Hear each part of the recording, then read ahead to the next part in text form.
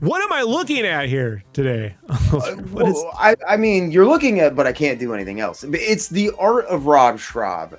Basically, like, you know, Rob was this like powerhouse that exploded onto the independent scene with Scud, the Disposable Assassin. But Rob does a ton of amazing work, and this is really the only look inside of his work that I know of. And super affordable, been out for a while. I know it's still in print, but I mean, look at this stuff. Yeah, it's pretty big. It's like 9x12. I come to this book. I wanted to say this particular way he did the cover and the size and the feel of the book. I get the same feeling I used to get when I was a kid when I'd pick up a Dr. Seuss book. I can't shake that feeling. There's something Dr. Seussian about this, in a good way. Yeah, Rob's art style. So what would you say makes him distinctive about the way he draws? It's somewhere between, for me, like Chuck Jones and like Jamie Hewlett. Yeah. Somewhere between like there. But he's kind of, what's interesting is he definitely is in that same category. But I don't necessarily think he ever saw any of Jamie's stuff. And I don't think he was exposed to a lot of stuff. He kind of created inside of like a vacuum. And he's of the same era, though, so I think that's where it's coming from. You know, like it's the era. And I think they draw from a lot of the same influences. And that's what I was going to say. Is one of the things that's really cool about this book is Rob is very influenced by graphic design and illustration, and he really brings that to the layout of this book. It is super dynamic. What's up, crafties? Spawn Kills Every Spawn, drawn by yours truly, out on shelves now. Issue 1, issue 2, issue 3, and issue 4, all on the stands. Local comic book shop, you can get them, as well as Amazon, everything else. Plus, on December 18th, 2024, issue 5 drops. Oh my gosh, look, I already have it. It's ahead of time. I got it early for the Christmas season, but December 18th, you can grab it too. And don't forget, if you look on eBay and around, you'll be able to find the Spawn Kills Every Spawn sketch cover. I might even have a few in my store soon with some commissions and drawings and stuff on it. So go in there. And don't forget about the limited to 500 San Diego Comic Con exclusive edition Spawn Kills Every Spawn issue 1, featuring my line arts. Wouldn't it be cool if they had done all these as secondary covers? But hey, you know, go bother Todd about it. In the meantime, if you want to support me, help pay the bills, please, folks, go to your comic book shop, pick up some Spawn Kills Every Spawn. All right, and now back to the show. Eat Hot Death. That honestly, that would be a great title for a comic. Eat Hot Death. You know, if Rob would do them, he's got a billion good comics in him. Yeah, I love this. This is like, you know, you say, oh, there's one of the guys who put together Monster House, worked on Sarah Silverman, did Scud, Rick and Morty, all that stuff. And you're just like, yeah, but this still feels like underground to me, you know? It's like very underground. Yeah, in a good way. My Dog Can Eat Your Dog. This is like Fahrenheit 451-ish. I would love to see him do like his take on Fahrenheit 451. God, that would be amazing. Right? I just love to see him do more illustrate. Look at the, This would be a great shirt, Robotree. That'd make a great shirt. Like just this image on a shirt would probably do well too. Like this. Yeah, I mean that's what I was gonna say, dude. I would wear that all day. Yeah, it just reminds me so much of the classic like Spitfire and like Blind and Secondhand, like Birdhouse, like their deck designs, dude. And Robot Bastard. So for anybody who doesn't know, like, you know, he did kind of give up on Scud the Disposable Assassin as a cartoon or a live action, but he did end up doing a short film called Robot Bastard. Yes. I was there day one, dude. I was going to say, I don't really know how to describe it other than like, you know, cardboard designed utter brilliance and madness. But if you've not seen Robot Bastard, get on, just pause this, get on another tab in YouTube, watch that shit, and come back. Yeah, I always say if Liquid Television had made a live action movie that then appeared on Mystery Science 3000, it would have been Robot Bastard. Like, yeah. But this is great. Look, he powered by ColecoVision. He's got the power glove for a left hand. You know, like this, like I love this. It opens up, Let me see. This is kind of a little hard to see. It opens up. It's a record player with rotating guns that pop out. Like, I mean, it's you know, little sucker guns, but that's just a great idea for an assassin robot. Everything about Rob, he puts so much thought into every single little thing he does. So inventive. Yeah, and it makes pulling his art apart really interesting, which is one of the coolest parts about this book, because it is the highest concentration of just like, you know, illustrations by Rob that's out there. I feel like this is so our generation of 90s music. Like, I imagine there's a band called Gorilla Brain and the album's just called Murder Holes. You know?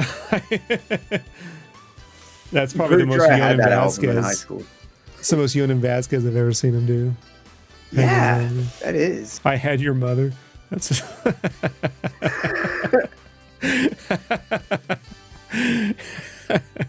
all marker work right here. Super nice. A lot of this is marker work. You know, he's real raw. The other thing is this is very visceral. It's really raw. It's not necessarily cleaned up or censored or like downplayed. This is just very much Rob's brain at play. Trying to do my best here, guys. The glare really is only an issue on pages that are like glossy with black. It's like only so much I can do. If I don't have the lights, you can't see nothing. And if I do, it just boosh. But what I would say is this is what a sketchbook should look like. I really feel people have turned sketchbooks into these like art books, you know, that are like fully realized production ready. They're not places where you work out ideas or designs. It's like a thing where you're showing off, you know, you're illustrating Drew Struzan level illustrations, and it's like that's not a sketchbook. This is what a sketchbook would be filled with. These are like ideas. And yeah, there's, you know, and there's so many ideas in this. It's sad. How is Totally Evil not in the Turtles cartoon, right, from the 80s? How was Totally Evil not a Turtles thing, man? The fact that Rob Schrab never wrote Turtles blows my mind. Yeah, man, he would have killed. I mean, drawing it would be great, but I know he doesn't like to do as much with that. But I mean, at least writing, right? Like, he would have. Yeah, I don't know if Rob's ever really been tapped to write much of anything inside of books, which has always surprised me. I would. I mean, you'd think like the guy's world renowned, you know, now with movies and TV shows under his belt, like Rick and Morty. Jesus, yeah. Cyclops. I know. This is the kind of stuff that, you know, I look at and go, oh man, that's super fun. And then your mom goes, this is how you're going to spend your life? You're really going to do something with this? This is what concept art used to look like in gaming, by the way. Before. Is it? Yeah, before. I always blame this website, conceptart.org. These guys called Massive Black, and these dudes took over the look of concept art in gaming, and everything became super high rendered, realistic. And it's how we end up with AI renders, you know? AI can't do this because this takes a human to draw on paper, you know? It became trying to make the art look as good as CGI renders on some level, you know? Versus actual design, and then, you know, let the modelers translate that into a model, and you find some in between, you know? Yeah. Oh, yeah. That kind of dialogue back and forth between the guys who are actually rendering stuff and the guys who are doing the concept art. That's an interesting concept. Yeah. It doesn't. Now it's like they want the concept art to look like a final render, and then the render guys are always like, but it's not going to look, doesn't, you know, then somehow they're always like, doesn't look as good as the art. It's like, well, no, it can never look like and the art shouldn't have been that rendered anyway. There was a point where it should have stopped and the modeling should have took over, and then you find a medium, you know? Interesting. Yeah, I'm not familiar enough, so that's really cool. He has such interesting rock gut. I mean, look at this is just a great idea, dude. Like, it's so stupid, but it's very Terry Gilliam in some way, like Gunhead. It's just a horse with a giant gun. So ridiculous. Like, but it makes sense, right? Like, if you're gonna do a zombie cowboy having a zombie horse that just has a gun for a head. I mean, look, nobody wants to animate that, but that's why he's horses are tough enough. But I like this rock cat. This is an idea waiting to happen. Like I said, he's got a million books in him that I really wish he could do. You know, after I get a couple of my own like personal stuff out, I should just draw some rock gut and be like, hey, Rob Schrab, you want to do something with rock gut? Yes, you should. I will get you guys in touch. King Robber, professional dragon. I love this. I don't know what this is. This is very Muppety to me. You know? I love Yeah, it. I can and, like, see this that. I love, dude. This pose. Come down. Check this out.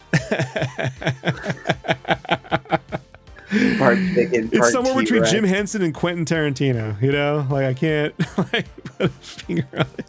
This is a great robot design too. Oh man, that's really nice. That's like that 50s, you know, limited style, but like you know, the thing they were spoofing on Jurassic Park when they're being taught, here's how molecules work, you know, like Dinosaurs. dinosaurs, like chook chook, boosh, douche. I like more guns need douche. I'm gonna put that. If I do another spawn, I gotta put douche in. See if I get in trouble. I love this stuff, man. This is the stuff that like the skater culture like used to kind of be to me, you know? Yeah. And now And he has that kind of sensibility about his work too. That freedom. You know, you were saying underground earlier. Yeah. But like this skull shape is great. It's like just a really solid little. You can see a lot of guys in here, you know, that were coming up or that did come up. Ben Templesmith and a lot of guys, you know, you look at this stuff and you're like, oh, okay.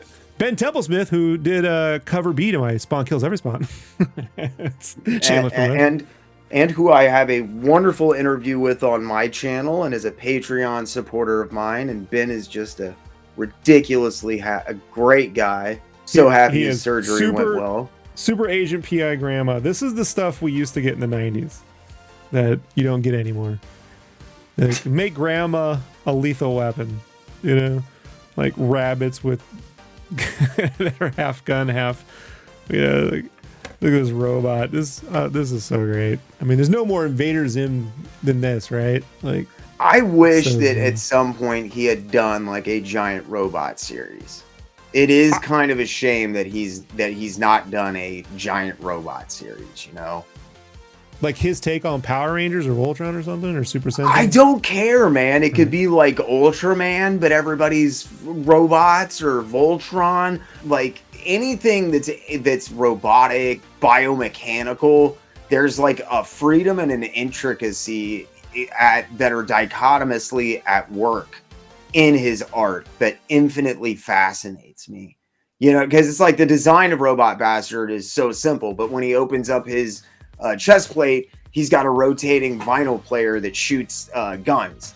You know what I mean? Everything is just layers on layers on layers. Like, folks, some people go, "Oh, Rob, the rendering, I don't know what the big deal is." No, look, even if that's not your deal, and I like the rendering, so I don't care what people say. But even if you aren't into that, the thing I always tell like young artists that they have to do is get past their own biases.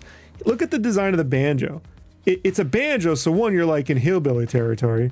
So it's made out of a weasel whose tongue is being used to stretch down and tie down as, you know, the banjo chords. Like that's just a smart design, guys. If you're working on a video game, that right there is an A+ idea. So much of what he comes out, and that's, I think, what he's brought to the table with stuff like Rick and Morty that's made him so invaluable and finally recognized and monetarily properly remunerated in Hollywood. I love these kinds of layouts with the yellow line paper and all the little designs.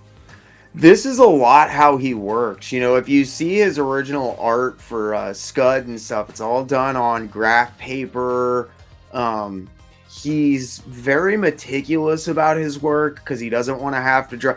And what's interesting too is like Rob always talks about not wanting to have to draw a single line more than he has to. And yet, if you look at this book, it is just so jam-packed. Like there's no commentary, you know, looking through here, there's not commentary or flavor text on every single page. It is just stacks of illustrations on illustrations on illustrations. And if you look, a lot of these pages aren't digitally amalgamated.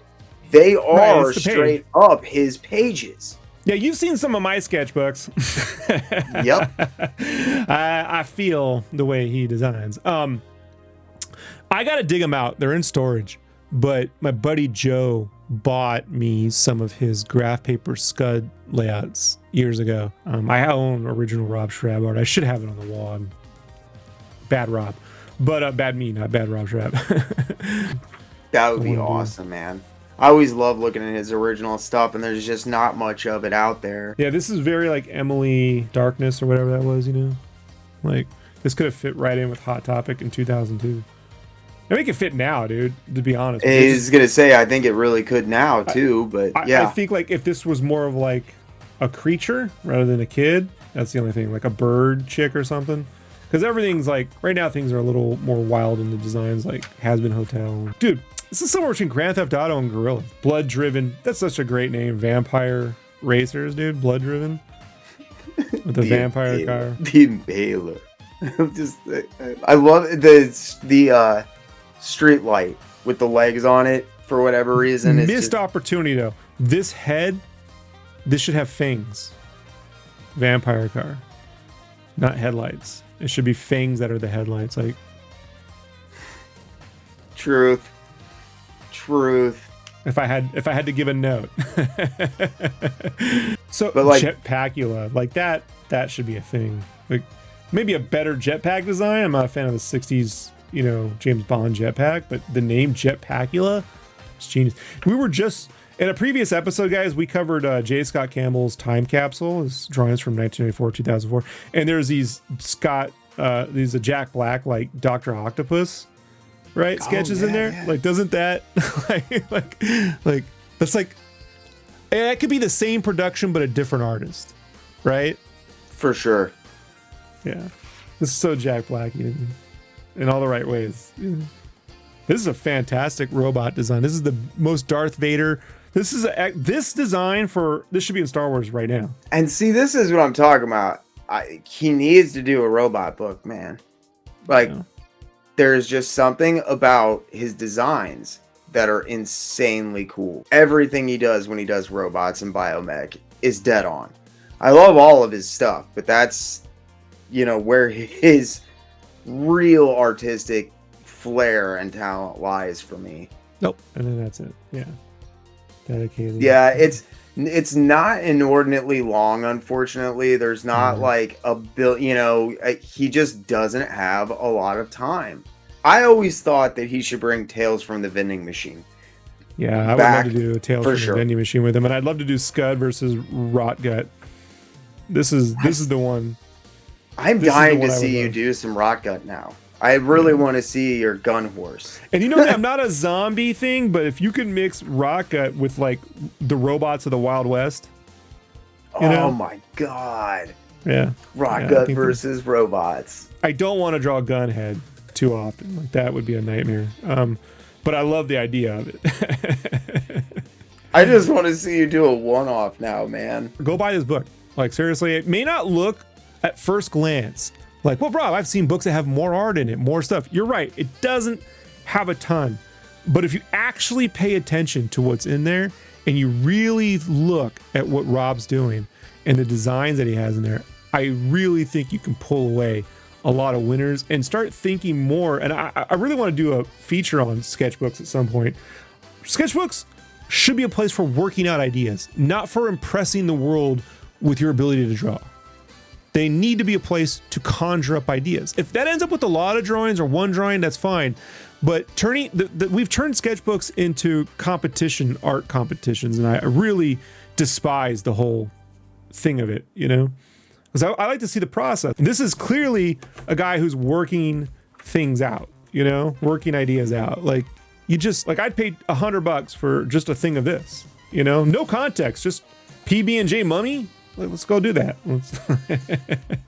I'm going to head out of here. Uncle Jerk, say goodbye. Everybody, have a good night. What's up, crafties? Make sure you follow me, Sketchcraft, at YouTube and Instagram and everywhere else on socials, as well as Jerk Comics on YouTube and on Instagram and all the other socials. You can also check out my stuff at sketchcraft.com, so we can find my art, and you can buy my stuff at shopsketchcraft.com.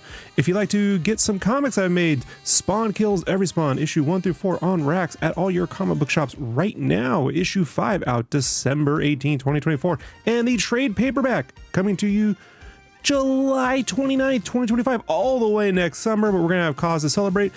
Spawn Kills Every Spawn. Go get that right now. Support the old Sketchcraft, and we'll see you next time. Peace.